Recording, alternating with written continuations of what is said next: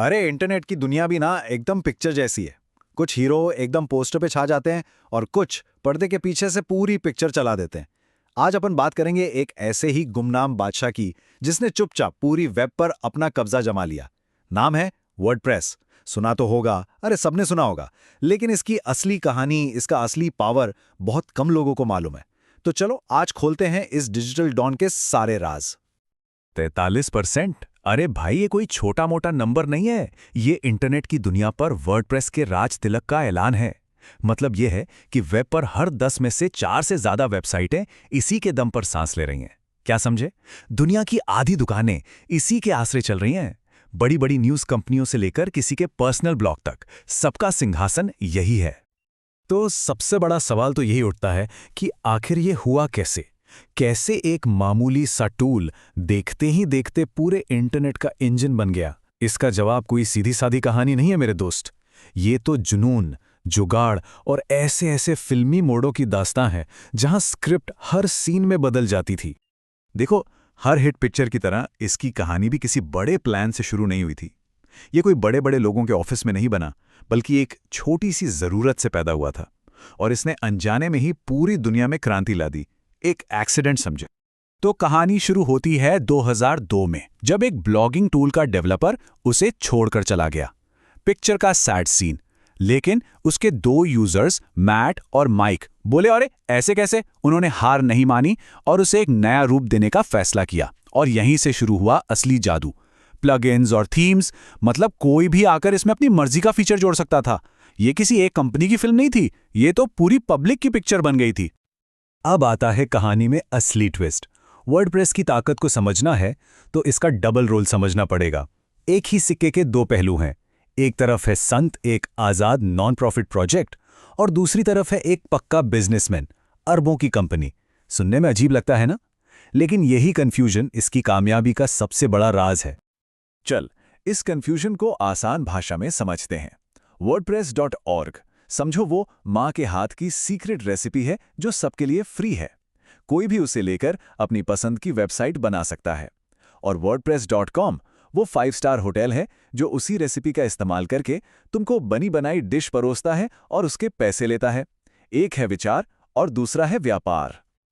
तो ये जो होटल है, मतलब ऑटोमेटिक, ये पैसा कैसे छापता है? अरे, इनका धंधा एकदम सेट है। सबसे बड़ा हिस्सा आता है wordpress.com के सब्सक्रिप्शन से। फिर आता है वूकॉमर्स, जो किसी भी वेबसाइट को ऑनलाइन दुकान बना देता है। और फिर बड़ी बड़ी कंपनियों के लिए वीआईपी सेवाएं हैं। मतलब एक फ्री सॉफ्टवेयर के ऊपर खड़ा कर दिया अरबों का बिजनेस। क्या दिमाग है? अब जरा मार्केट में इसके दुश्मनों पर नजर डालते हैं। यहां मुकाबला 2 तरह की दुनिया के बीच है। एक तरफ हैं ऊंची दीवारों वाले खूबसूरत फार्म हाउसेस और दूसरी तरफ है अपना वर्डप्रेस, एक पूरा खुला शहर, थोड़ी भीड़-भाड़ वाला पर आजाद। अब बनाने वाले के लिए क्या बेहतर है, ये सोचने वाली बात है। वर्डप्रेस का असली दम इसके कोड में नहीं, इसके लोगो में है भाई। ये एक ऐसा मजबूत किला है जिसे कोई तोड़ नहीं सकता। और ये किला ईंटों से नहीं, दुनिया भर के डेवलपर्स, 60,000 से ज्यादा प्लगइन्स और लाखों थीम्स की फौज से बना है। कौन टक्कर लेगा इस सेना से, बताओ? तो मुकाबला किस बात का है? देखो, विक्स और स्क्वायर स्पेस जैसे प्लेटफॉर्म वो सुंदर तो हैं, लेकिन वहां आजादी नहीं है। उनके सिस्टम में फंस जाते हो। दूसरी तरफ है अपना वर्डप्रेस, जो वेबसाइट का पूरा कंट्रोल और मालिकाना हक देता है। मतलब आसानी चाहिए या आजादी, फैसला आपका। लेकिन सुनो, हर हीरो की कहानी में ड्रामा तो होता ही है। वर्डप्रेस का सफर भी कोई फूलों की सेज नहीं रहा। इसकी जंग सिर्फ बाहरी दुश्मनों से नहीं, बल्कि घर के अंदर भी हुई। असली घर का कलेश तो अब शुरू होता है। 2018 आते आते अपना हीरो थोड़ा ओल्ड फैशन लगने लगा था। मार्केट में नए नए खिलाड़ी आ गए थे। यह इसके वजूद के लिए खतरा था। तो एक बड़े मेकओवर की जरूरत पड़ी और उस मेकओवर का नाम था गुटेनबर्ग। जो डेवलपर थे, उनको लगा कि ये तो धोखा हो गया। उनको लगा कि जिस प्लेटफॉर्म को हमने अपने खून पसीने से सींचा, उसने एक झटके में हमारे काम करने का तरीका ही बदल दिया। रातों रात हमारे सारे तौर तरीके तोड़ दिए। ये बहुत बड़ा विश्वासघात था भाई। 50 लाख से ज्यादा, ये कोई छोटा मोटा आंकड़ा नहीं है। इतने लोगों ने मिलकर बगावत कर दी। उन्होंने जानबूझकर क्लासिक एडिटर प्लगइन इंस्टॉल किया। मतलब, हम तुम्हारा नया सिस्टम नहीं मानते। ये वर्डप्रेस के इतिहास का सबसे बड़ा डिजिटल प्रोटेस्ट था। तो अब आते हैं पिक्चर के क्लाइमैक्स पर। जब इतना शक्तिशाली औजार हर किसी के हाथ में थमा दिया जाता है तो उसका असर क्या होता है? उससे आलीशान महल बनते हैं या फिर खिड़कियां तोड़ी जाती हैं?